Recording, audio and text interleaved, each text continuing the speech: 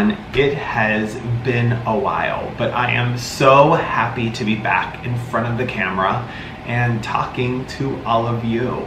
So it's been a month since I posted our vlog from Spain, and that was really the only video I had done probably the last 2 months. But I am happy to be back. I'm going to update you, answer some questions, but also tell you what I have learned in the time off and through the last couple months. But I am excited to be back and reconnect with all of you and deliver more content. I think if anything, the break has made me more excited to do this. So let's go ahead and jump into this friend chat. I am going to hold on to my phone and look at it once in a while because I do have some notes that I want to share with you. So the quotes that I've been posting on Instagram are actually tied to the lessons I've learned with some downtime and time. Well, actually it's been the opposite of downtime. I've actually been working nonstop. I always say that I will make YouTube fit into my life. I will never make my life fit into YouTube. And when it fits comfortably, it's really exciting, and I love editing and I love filming and I love bringing content. But there are times, my friends, and you all know it, where balance has to give one way or another. And for me, my family and my job will always come first. So the lessons that I learned, I use them to do this little countdown to this video here today. And the one is, I said I never stopped hustling, and I didn't. I was going to work at 5 a.m. and working very late into the evening, and then waking up and doing it over again while still working out, while still like keeping and maintaining a great relationship with Steven. And yeah, I never stopped hustling. I never stopped brainstorming ideas around videos I want to do with the holiday seasons coming up. But my hustle was just not on YouTube. Another picture I used to count down was the key to success is remembering what is most important. I think in the world that we live in, with so much in social media and so many people telling you exactly what you should be and what you should be doing and what is important to accomplish and what success needs to look like, I think really what it comes down to is you deciding what are your top priorities. For me, YouTube isn't that. It is a very nice to have, and I love when I have it consistently in my life, and I love the connection and the community we've built. But at the end of the day, my work is a big part of who I am, and my relationship with Steven and my family is everything to me. So when push comes to shove, I always go back to like, what is my core? What are the things that are most important? And those will always take priority. That's how I plan my days when things are busy. And that was it. Also, I would say over the last couple months, taking care of myself and my fitness have become like really top priority, and I've never felt better or stronger. So that also was at the top of my list. And on the weekend, when I was like, I could film a video or I could spend time with Steven and we could go out tonight and I could go to the gym and take care of myself, like that always won, because Monday through Friday I was working 12, 13, 14 hours a day. I think that's one big lesson that I take away from my break, is that when life feels busy, always remember what is most important and make time for those, because ultimately that's what makes me the happiest. The next lesson I learned was give myself permission to press pause. I could have kept churning out videos and working really hard and trying to be the best spouse and take care of myself and work out and get in better shape. But had I not pressed pause on something, I would have done everything mediocre. And I'm just not that person. And I think it's really disrespectful if I'm going to make content that you step away from your life and watch to bring you content that I think is meaningful and helpful and well thought out and put together. And I respect your time too much to throw videos up for video's sake. So I gave myself the permission to pause, and it was really nice because it made and created more space for me to do other things and find some new interests. So I would tell you, if life feels busy, press pause on something and let that pause open up space for something else, or allow you to take time with another task that you were rushing. I look forward to pressing pause on other things in life moving forward, and allowing myself not to feel bad about it, or feeling like I owe someone an apology for putting my priorities first and taking time for me. The other lesson that I learned is sometimes you must disconnect to reconnect. It was so refreshing to not think like, have I posted on Instagram today? Have I thought about the video? Have I filmed it? Have I edited it? It was so nice to not think about that, but also not worry about the comments, the likes, the responding to everyone. It was so great to be disconnected, and from that connect with other friends and Steven and my family. My parents came to visit, and we had like the nicest visit because I wasn't holding a camera and I wasn't thinking about, oh my gosh, it's the weekend, I have to get a video up. It was so nice to just be present for everyone. I found that only once I disconnected did I truly connect and feel present in so many moments. I truly was able to step back and just take care of me and my house and my family, and that actually made me more inspired to come back and do this now that things have slowed down slightly, and it feels really, really good. And I would encourage everyone to step back and disconnect. It's really nice to let the opinions of others go away, and the only opinion that ends up mattering is yours and your family's and your friends. And the last post of the countdown said, when you don't know what to do, sit still. I cannot remember where I've heard this. I feel like I saw it on TV somewhere, but it's a quote that has always stuck with me and I think about often. And when life is crazy and when you feel like you're being pulled in 1,000 different directions and you're trying to prioritize, sit still. Find a space, sit still and think. And for me, I write and I start planning and thinking about like, what are the things that are most important right now? We go with these jam-packed schedules and we're checking things off lists, but we're just checking off to check off and not actually thinking like, what is the most important, what can wait, and what needs to be taken care of. You're gonna hear Bubba's right now, but that's okay. But we don't stop and think like, what is truly the most important thing that I need to be doing right now? And I really allowed myself to just sit still at least once, twice a week, and really think about, this is all the things that I need to do right now, and these are all my priorities. How do they fit into my life? YouTube just didn't make that list for a while, but I'm happy to say that things have definitely slowed down. I am so excited to be able to have the space now in my life where YouTube will fit really neatly for quite some time. So I am back. And I am so excited to be back. But I did ask you if you had some questions to ask them over on Instagram. And a lot of you asked, so I'm going to answer a handful of them. So Brit14 asked, how are you? I am wonderful. I have actually never felt more successful at work. My team is spectacular. We're accomplishing things that I didn't even dream for us. And it's going so incredibly well. And I've been taking care of myself physically. I've never felt physically stronger or in better shape. My relationship with Steven is wonderful. We had a beautiful trip to Spain. Bubba's is great. The house is great. I just saw my family.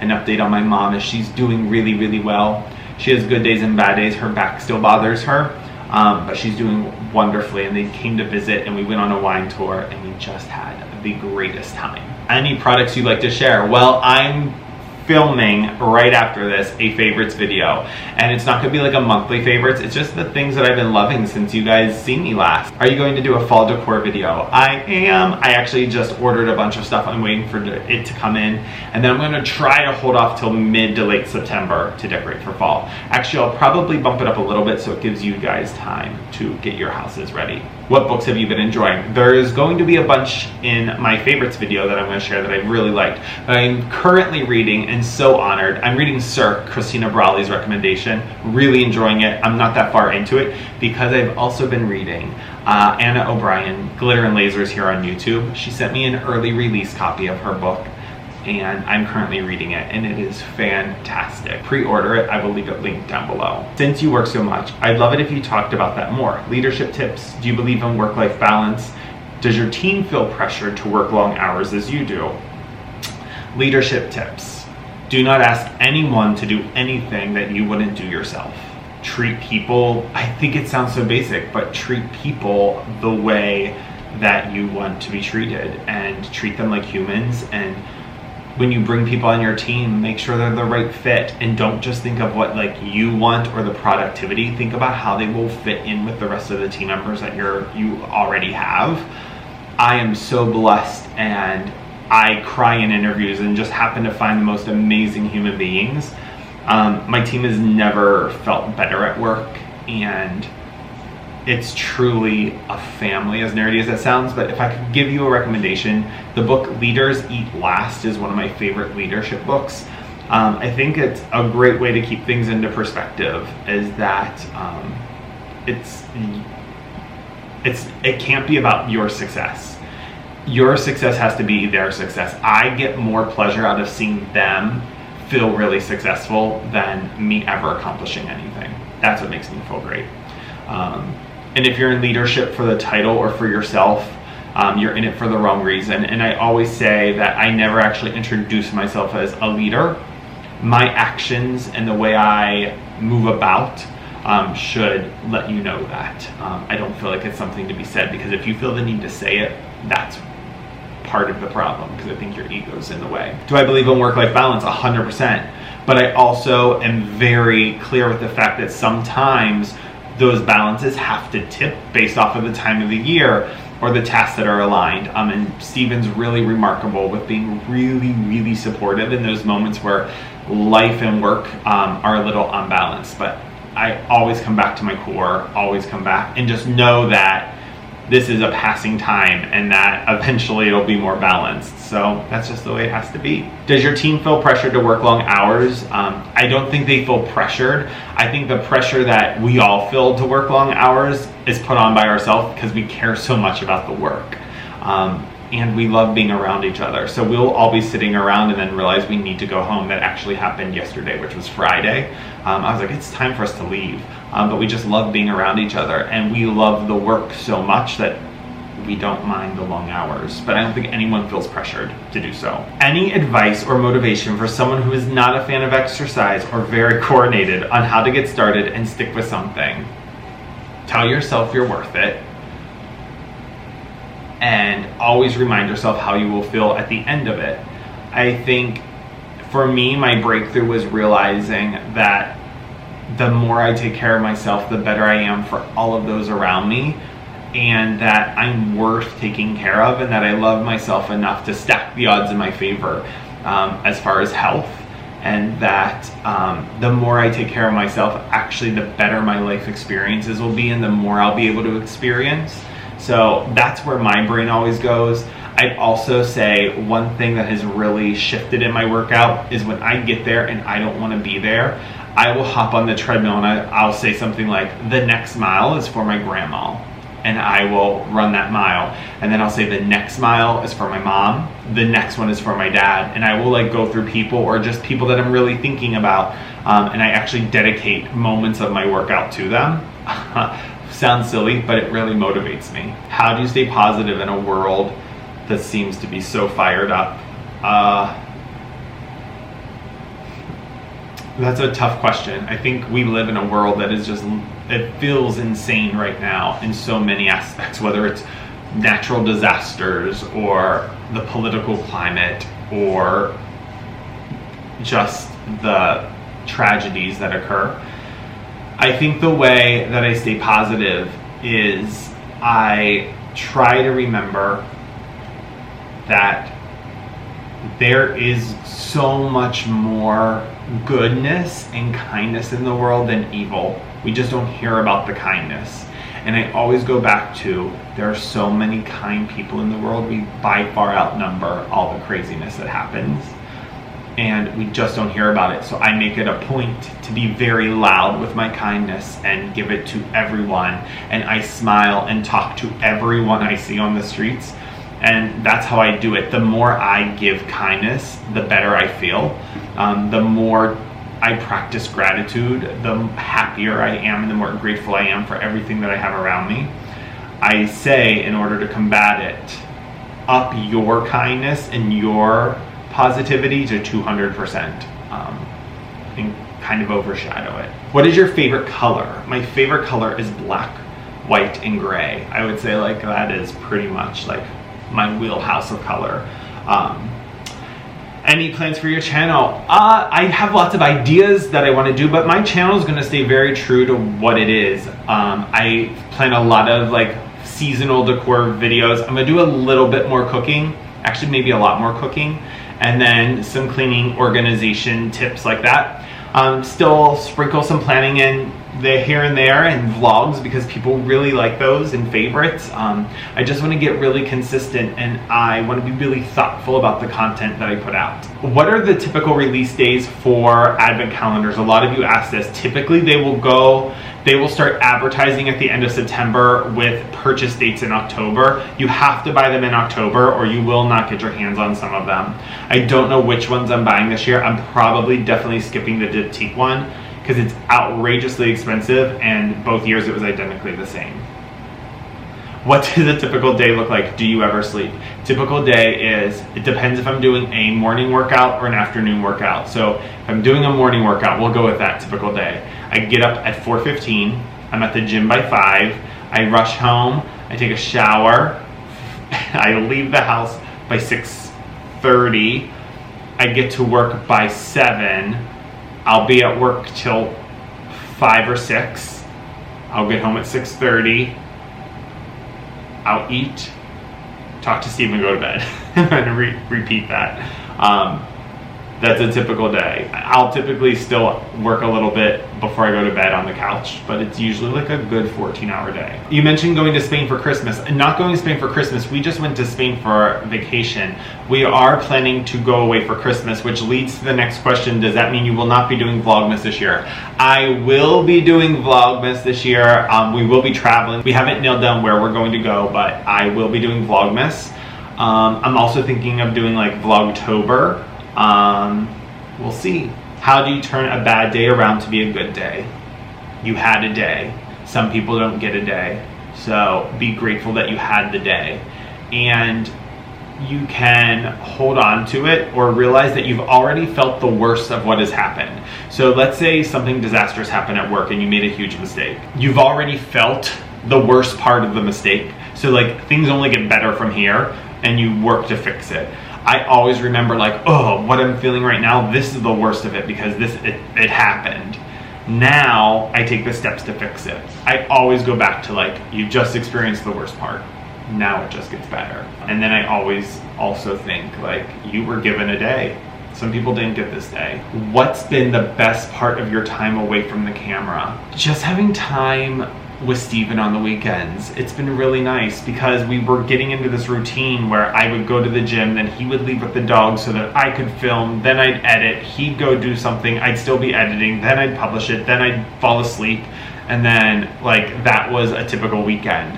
So for those who don't know, a typical video will take 5-6 hours of work between setting up the camera, filming. Some take way longer than that depending what you do. It's a time-consuming process, and in a year and 8 months, because that's how long I've been doing this, is a year and 8 months, I made 167 videos, so it's countless hours.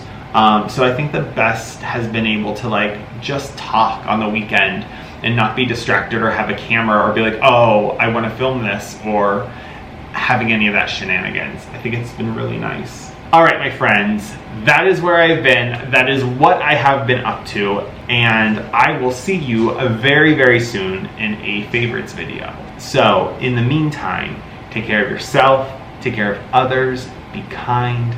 Kindness is free. Give it to everyone. Until next time, my sweet and wonderful friends. Bye-bye.